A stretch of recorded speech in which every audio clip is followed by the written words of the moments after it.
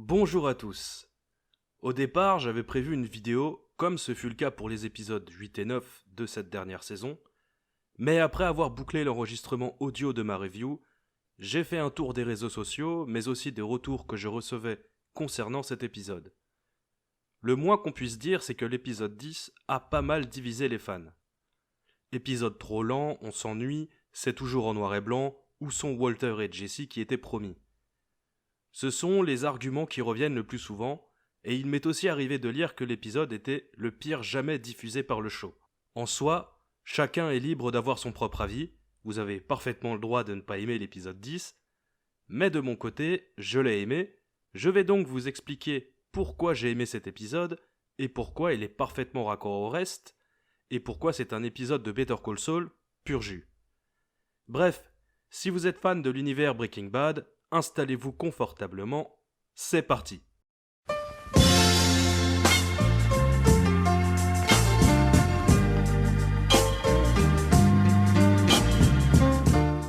La véritable force de cette saison 6, c'est d'avoir su nous prendre de court et donc de nous surprendre. À quelques exceptions près, je vous l'accorde, comme pour le destin de certains personnages dont on savait qu'ils ne mourraient pas, comme Gus ou encore Mike, ou encore le destin de Lalo par exemple, dont on se doutait bien qu'il allait mourir. Que des destins soient prévisibles, en soi ce n'est pas grave, du moment que ce qui est raconté est cohérent et que c'est bien mis en scène. Pour le reste, Better Call Saul et cette saison 6 ont vraiment su nous surprendre. Je pense au plan de Jimmy et Kim pour mettre Howard à terre, la mort de Howard, le départ brutal de Kim, Lalo qui se fait passer pour mort, Jimmy qui arrive à convaincre Lalo d'envoyer Kim à sa place pour tuer Gus Fring, etc. Pour moi, c'est vraiment la grande force de cette saison 6, elle a su être imprévisible. Mais depuis hier avec l'épisode 10, il y a une drôle d'odeur d'ingratitude qui flotte dans l'air. Certains membres de la production reçoivent des messages de fans rageux qui pestent sur la qualité de l'épisode. Comme je le disais, pas de problème si vous n'avez pas aimé l'épisode, c'est votre bon droit. De ce que j'ai pu lire ou entendre, voici ce que je crois avoir compris de ceux qui n'aiment pas cet épisode, voici leurs arguments qui en réalité n'en sont pas vraiment. Premièrement, le cas IMDb. Alors IMDb avait écrit sur la fiche de l'épisode 10 que Aaron Paul et Bryan Cranston étaient présents au casting. Et surprise, pas de Walter ni de Jesse dans l'épisode de mardi. L'absence du duo iconique a apparemment déçu pas mal de fans. Deuxièmement, on est redescendu de plusieurs crans au niveau de la tension, mais c'était déjà le cas la semaine dernière avec l'épisode 9.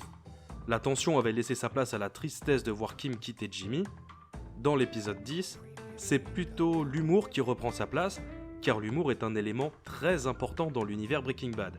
Gilligan le disait lui-même, il ne veut pas d'une série sans qu'il n'y ait un peu d'humour. Troisièmement, parmi les déceptions des fans, le cas de Jeff fait beaucoup débat. On pensait que Gene était au pied du mur après que Jeff ait découvert qu'il est en réalité Saul Goodman, et finalement, après de multiples théories sur qui est Jeff et sur ce qu'il veut à Gene ou encore à Saul, on découvre que ce type est assez simplet, voire même un peu débile et qu'il ne constitue finalement pas une si grande menace pour Gene. Au contraire, c'est Jeff qui devrait plutôt se méfier de Gene. Je vais donc revenir sur chacun des points énoncés. Pour le premier point, il faut toujours prendre ce que vous lisez sur internet avec du recul. À moins que ce soit une déclaration officielle de l'équipe de Better Call Saul, showrunner ou membre du casting. Alors si vous vous êtes trop accroché à l'apparition de Walter et Jesse et que pour vous leur absence rend l'épisode mauvais ou décevant, je suis navré de vous le dire mais c'est de votre faute. Il faut toujours faire la distinction entre ce qu'on veut voir et ce que la série nous propose, et surtout il ne faut jamais prendre ce que vous lisez ou entendez pour argent comptant. Il ne faut jamais s'accrocher aux théories ou à des infos non officielles. L'absence de Walter et Jesse n'est donc pas un argument pour dire que l'épisode est mauvais. C'est juste que vous attendiez quelque chose qui n'est pas arrivé, car ça n'était tout simplement pas prévu, mais que vous y avez cru dur comme fer parce que vous l'avez lu sur IMDb. J'en arrive maintenant au deuxième point, et même au troisième point, à savoir le manque de tension dans l'épisode et son côté humoristique.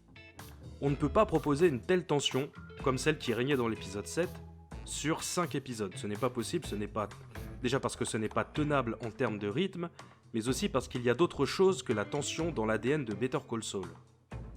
Au choix, l'humour par exemple, qui était très présent dans l'épisode 10, mais surtout qui est très présent depuis le début du show en vérité. A l'inverse par exemple de l'épisode 9 qui jouait beaucoup plus sur la thématique du deuil, on ressentait de la tristesse pour Nacho, puis pour Kim quand elle quitte Jimmy. L'épisode 10 joue sur une autre corde, à savoir celle de l'humour comme je l'ai déjà dit. Je crois que ce qui a décontenancé certains fans, c'est que le cas de Jeff soit traité avec humour. En soi, l'humour à proprement parler n'est pas le souci. Je pense que ce qui dérange, c'est le fait qu'on pensait que Jeff était une menace très sérieuse pour Jimmy, et que l'épisode tourne en ridicule ce personnage. Mais, je pose une question, pourquoi est-ce que ça vous dérange autant ? Ce n'est pas parce qu'on s'est fait toute une histoire sur Jeff en imaginant qu'il serait un problème pour Jean, qu'il l'est réellement. Ça c'était juste nos théories, et théoriser c'est bien, ça permet de discuter et de parler de l'univers qu'on aime, mais s'accrocher à des théories comme si elles étaient des vérités absolues est dangereux selon moi, et ça biaisera votre avis final parce que vous en attendiez trop, alors que vos attentes étaient basées sur du vent. Ça ne reste que des théories, il n'y a rien de vraiment concret. Quand je fais une théorie et qu'elle est fausse, je suis content de voir que BCS me surprend. Jamais je ne me suis dit que ma théorie était meilleure que ce que propose le show. Et c'est aussi un petit problème qu'avait eu une autre série, pour ne pas la citer, c'est Game of Thrones bien évidemment. La saison 8 avait beaucoup déçu, et je crois que toutes ces théories qui fleurissaient sur internet ont grandement participé à la déception des fans. Je vais vous expliquer pourquoi j'ai aimé ce retournement de situation avec Jeff. Ça risque d'être un petit peu long, mais au moins vous aurez mon avis, et en fait vous êtes un petit peu là pour ça. Déjà, le fait que l'on pense que Jeff était une menace, eh bien en soi c'est pas faux, il était clairement une menace pour Jean. Mais la façon de gérer ce problème, par l'humour dans cet épisode, est une bonne chose selon moi. Pourquoi ? Parce que le show s'appelle Better Call Saul, et quand j'entends ces trois mots, je pense immédiatement à cet avocat qui n'arrête pas de parler pour nous embrouiller l'esprit, et qui est capable de convaincre les personnes les plus coriaces grâce à ses arguments. Saul a toujours été un personnage comique. Il a été créé pour apporter plus d'humour dans la saison 2 de Breaking Bad, car le show prenait une direction beaucoup plus dramatique avec sa deuxième saison. Et vous allez me dire que c'est Gene que l'on voit dans l'épisode 10 et pas Saul Goodman. Techniquement, sa nouvelle identité c'est bien Gene Takavich, et pas Takovich, c'est Takavich. Mais durant tout l'épisode, je n'ai vu que Saul Goodman. C'est bien pour cette raison qu'il est envieux d'acheter une nouvelle veste de costume et une cravate dégueulasse à la fin de l'épisode, car durant plusieurs jours, alors qu'il mettait en place le plan contre Jeff, il a été Saul Goodman.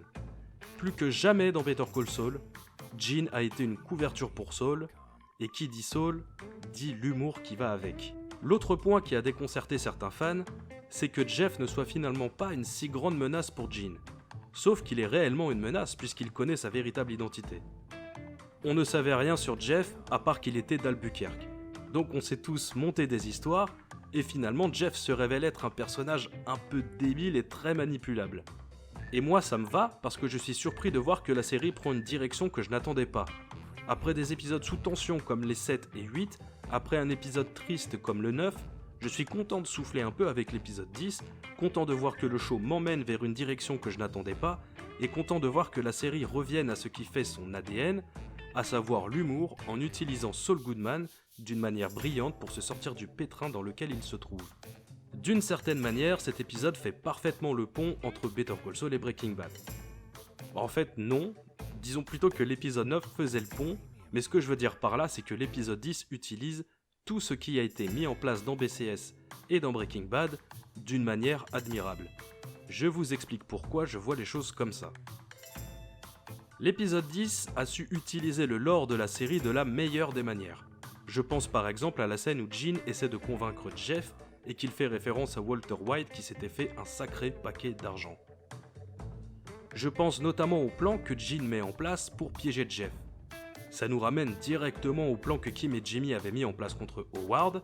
On se concentre donc sur quelque chose que Gene, ou Jimmy, ou Saul maîtrisent à la perfection, c'est-à-dire mettre un plan en place et le mettre à exécution. D'une certaine manière, Kim est toujours présente au travers de ce plan, même si elle n'est pas là physiquement, puisque ça nous ramène à cette période où le couple montait le plan contre ce pauvre Howard.